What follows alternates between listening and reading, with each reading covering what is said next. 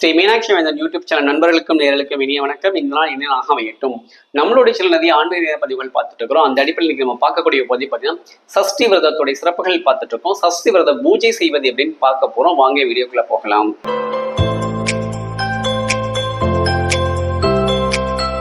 அஞ்சு முகம் தோன்றில் ஆறுமுகம் தோன்றும் வெஞ்சவர நெஞ்சில் வெயில் தோன்றும் நெஞ்சில் ஒரு காலனிக்க இருகாலம் தோன்றும் முருகாசனம் கந்தாசனம் என்று ஓதுவோர் முன் திருச்சிற்றம்பலம் தில்லையம்பலம். இந்த சஷ்டி விரத பூஜை ரெண்டு வகையா விரதம் பூஜை செய்யலாம். முதல் வகை பார்த்தீங்கன்னா சுவாமியுடைய புகைப்படம் வச்சு வழிபடுறது. இப்ப நம்ம வீட்டுல எல்லா வீட்லயுமே முருகன் படம் இருக்கும். சஷ்டிக்கு முதல் நாளே இந்த முருகன் படத்தை எடுத்து தொடச்சு சந்திரகுமம்லாம் வச்சு அலங்காரம் பண்ணிட்டு ஒரு மணப்பலகை வச்சு அந்த பலகை மேல முருகன் படத்தை வச்சுட்டு அதற்கு மலர்கள் சாத்திட்டு முடிஞ்சா செவ்வரளி மலர் சிகப்பு நிற மலர்கள் சாத்துறது ரொம்ப விசேஷம். மலர்கள் சாத்திட்டு அந்த முருகன் முன்னாடி ஷட்கோண தீபம் போடணும். ஷட்கோண கோலம் அப்படின்றது பார்த்தீங்கன்னா ஒரு பெரிய நட்சத்திரம், அதோடைய முனைகள்லையும் 6 நட்சத்திரங்கள் ஷட்கோணம் அப்படின்னு சொல்லுவாங்க. இந்த ஷட்கோணம் வரைஞ்சிட்டு அந்த ஷட்கோணத்துல ஓம் சரவண பவ அப்படின்னு சொல்லக்கூடிய சடாட்சர மந்திரத்தை எழுதணும். எழுதிட்டு இந்த ஷட்கோணத்துல பார்த்தீங்கன்னா 6 இருக்கும். அந்த 6 கோணங்கள்லையும் 6 வகையான விளக்குகள் ஏற்றும். 6 விளக்குகள் அகல் விளக்குகள் ஏற்றி முருகப்பெருமானை வழிபட்டு முருகப்பெருமானுக்கு நெய்வேத்தியமாக பால் பழம் வெத்தலைப்பாக்கு வச்சு உங்களுக்கு என்னெல்லாம் பிரார்த்தனை இருக்கோ அந்த பிரார்த்தனை எல்லாம் சொல்லி முருகப்பெருமானை வழிபடுறது இது ஒரு வகையான வழிபாடு. இதே சஷ்டிக்கு முருகப்பெருமானை கலசம் வச்சு கலசத்துல ஆவாகனம் பண்ணி வழிபடுறதுன்றது ஒரு முறை உண்டு. அது எப்படின்னு சொல்லிடுறேன். பொதுவாகவே கலசம் வச்சு வழிபடுறது அப்படின்னு கேட்டீங்கன்னா ஒரு பித்தளை சொம்பு அல்லது குடம் எடுத்துக்கோங்க. அதை நல்லா கழுவி தொடச்சிட்டு அதை நூல் சொத்துங்க. நூல் சுத்த தெரிஞ்சா சுத்துங்க, இல்லைன்னா ஒன்று கட்டாயம் கிடையாது. கழுத்து பகுதியில் மட்டும் ஒரு 3 நூல் சுத்திட்டு அந்த சொம்பு அல்லது குடத்துல 4 பக்கம் சந்தனமும் வச்சு அலங்காரம் பண்ணுங்க. பண்ணதுக்கு அப்புறமாக அந்த சொம்பை ஒரு மணப்பலகை மேல வச்சுடுங்க. அந்த மணப்பலகைக்கு மேல ஒரு வாழை இலை அல்லது ஒரு பித்தளை தட்டு வச்சுக்கோங்க. அந்த தட்டு மேல பாத்தீங்கன்னா பச்சரிசி அல்லது நெல் பரப்பிக்கோங்க. அது மேல இந்த சொம்பை வச்சுட்டு அந்த சொம்புல எச்சல் படாத சுத்தமான தண்ணி ஊற்றி அந்த சொம்பை நிரப்புங்க. நிரப்பினதுக்கு அப்புறமா அந்த சொம்புக்குள்ள மங்கள பொருட்கள் போடணும். ஒரு எலுமிச்சம்பழம், நாணயங்கள் 6 ரூபாய் நாணயங்கள், வெள்ளி நாணயம், தங்க நாணயம் எது வேணாலும் போடலாம், அது போட்டுக்கோங்க. அதுக்கப்புறமாக கிராம்பு, ஏலக்காய், பச்சை கற்பூரம், கொஞ்சோண்டு விபூதி, சந்தனம், மஞ்சள், குங்குமம், இதோட சேர்த்து பன்னீர் பஞ்சகவ்யம் கிடைச்சா அதுவும் ஊத்திக்கோங்க. ஊத்துனதுக்கு அந்த செம்பு முழுமையாயிடும். அந்த சொம்புக்கு மேல மா இலை வச்சுக்கோங்க. வச்சதுக்கு அப்புறமா ஒரு தேங்காய், நல்ல தேங்காய் எடுத்து அந்த தேங்காய் மேல் பகுதியில் மட்டும் குடுப்பி வச்சுட்டு மற்ற நாரெல்லாம் சுத்தி உரிச்சிட்டு அந்த தேங்காய் நல்லா கழுவி அதுக்கு மஞ்சள் பூசிட்டு அந்த தேங்காய்க்கும் 4 பக்கங்கள் சந்தனம் வச்சு அலங்காரம் பண்ணிட்டு அந்த தேங்காயை அந்த மாவிலைக்கு நடுவில் வச்சிருங்க. இப்ப கலசம் தயாராயிடுச்சு. இதுல தர்பை புல் கிடைச்சா தர்பை புல் வச்சுக்கலாம், கிடைக்கலன்னா விட்டுறலாம், கட்டாயம் கிடையாது. வச்சதுக்கு அப்புறம் இந்த கலசத்துக்கு வஸ்திரம் சாத்தணும். பச்சை கலர் வஸ்திரம் கிடைக்கிறது ரொம்ப விசேஷம். பச்சை கலர் வஸ்திரம் சாத்துங்க. பச்சை கலர் வஸ்திரம் சாத்துனதுக்கு அப்புறமாக இந்த கலசத்துக்கு முன்னாடி சின்னதா ஒரு மஞ்சள் பிள்ளையார் பிடிச்சி வச்சுக்கோங்க. இப்போ கலசம் தயாராயிடுச்சு, நமக்கு மஞ்சள் பிள்ளையார் வந்துருச்சு. இப்போ அடுத்து நம்ம எப்படி பூஜை பண்ண போறோம் அப்படின்னா இந்த மஞ்சள் பிள்ளையாருக்கு பூஜை பண்ணிட்டு உங்க குலதெய்வத்தை கிட்ட போங்க. உங்க குலதெய்வம் எந்த தெய்வமாக இருந்தாலும் சரி அந்த தெய்வத்தை முதல்ல கூப்பிடுங்க.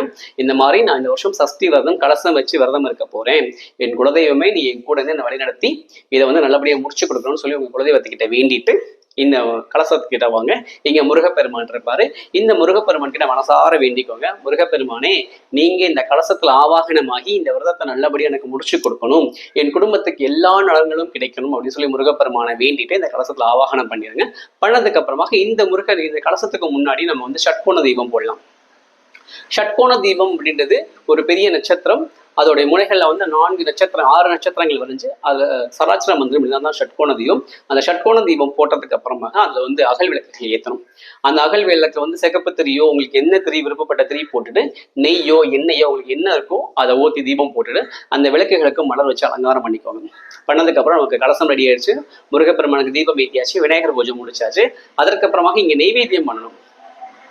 உங்களுக்கு என்ன நெய்வேத்தியம் இருக்கோ நீங்க பண்ணலாம், அது உங்களுடைய தனிப்பட்ட விருப்பம். இருந்தாலும் பால், 2 வாழைப்பழம், வெத்தலை பாக்குன்றது ரொம்ப விசேஷம். இது போக திணை மாவு, திணை லெட்டு இந்த மாதிரி உங்களுக்கு வசதிக்கு இருப்ப நீங்க செஞ்சுக்கலாம். இதுதான் பண்ணணும்னு கட்டாயம் கிடையாது. உங்களால என்ன முடியுமோ நீங்க செய்யலாம். இல்ல ரொம்ப எளிமையா நீங்க செய்யணும்னு ஆசைப்பட்டீங்கன்னா 1 டம்ளர் காய்ச்சின பசும்பால், அதுல நாட்டு சக்கரை, ஏலக்காய் பொடி போட்டுட்டு அதற்கப்புறமாக 2 வாழைப்பழம், ஒரு வெத்தலை பாக்கு வச்சுக்கோங்க, தாம்பூலம் வச்சுக்கோங்க. இதை விட ரொம்ப முக்கியமான இன்னொரு நெய்வேத்தியம் வைக்கணும், பானகம் வைக்கணும்.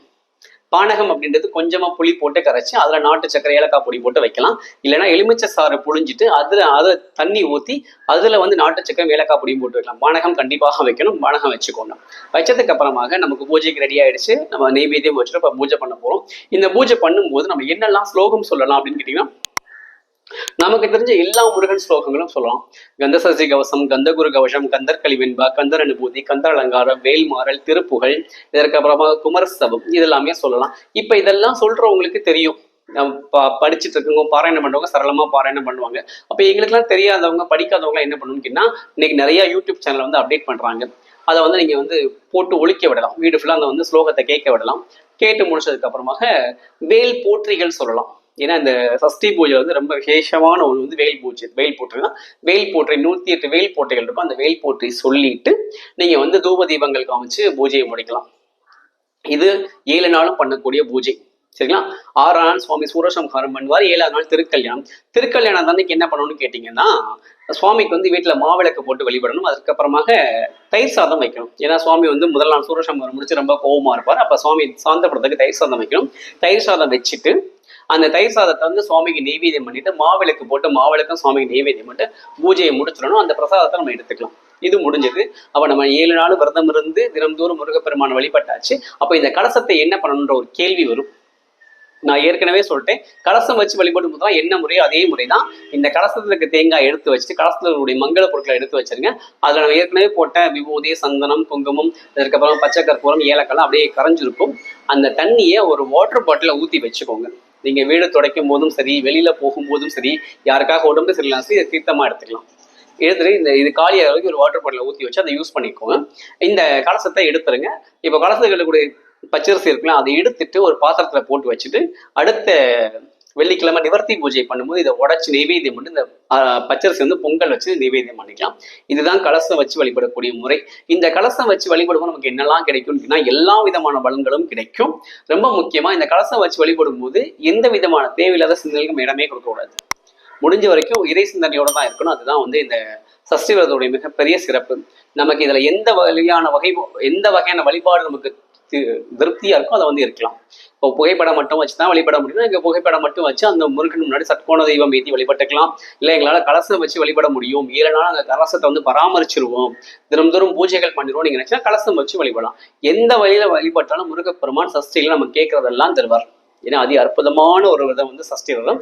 இந்த விரதம் இந்த முறையில இருந்து நம்ம கேட்டதெல்லாம் கிடைப்போம். முருகப்பெருமான் கேட்டதெல்லாம் தரட்டும். நம்ம வாழ்க்கையில எல்லா வளங்களையும் முருகப்பெருமான் தரட்டும்னு சொல்லி முருகப்பெருமானை வேண்டிக்கலாம். இந்த பதிவு உங்களுக்கு பிடிச்சது அப்படின்னா உங்களுடைய உற்சாக உறவினருக்கு இந்த பதிவை பகிர்ந்துக்கோங்க. Meenakshi Vedan YouTube channel subscribe பண்ணுங்க, லைக் பண்ணுங்க, கமெண்ட் பண்ணுங்க, ஷேர் பண்ணுங்க. மறக்காம பக்கத்துடைய பெல் ஐகானை கிளிக் பண்ணுங்க. அப்பதான் நாங்கள் அடுத்தடுத்து போடக்கூடிய வீடியோஸ் உங்களுக்கு வரும். நன்றி, வணக்கம். வான்மிகில் வளாது பெய்க மலிவளம் சுரக்கமன் நன் கோன்முறை அரசு செய்க குறைவில் ஆதுவீர்கள் வாழ்க நான்மறை அரங்கள் உங்க நட்சவம் எல்வி மல்க மேன்மைகள் செய்வனதை விலங்குகளமெல்லாம் திருச்சிற்றம்பலம் தில்லையம்பலம்.